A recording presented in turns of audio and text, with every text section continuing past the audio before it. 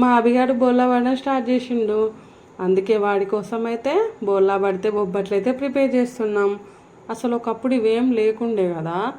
ఇప్పుడైతే social media పుణ్యాన ప్రతి ఒక్కటి మనం సెలబ్రేట్ చేసుకుంటున్నాం. ఇలానే అందరూ సోషల్ మీడియాలో చూసి వాళ్ళు సెలబ్రేట్ చేసి వాళ్ళు వీడియోస్ పెట్టి అలా అందరూ చేసుకుంటూ చూసుకుంటూ ఇలా అయితే క్యాప్చర్ చేసుకుంటున్నారు.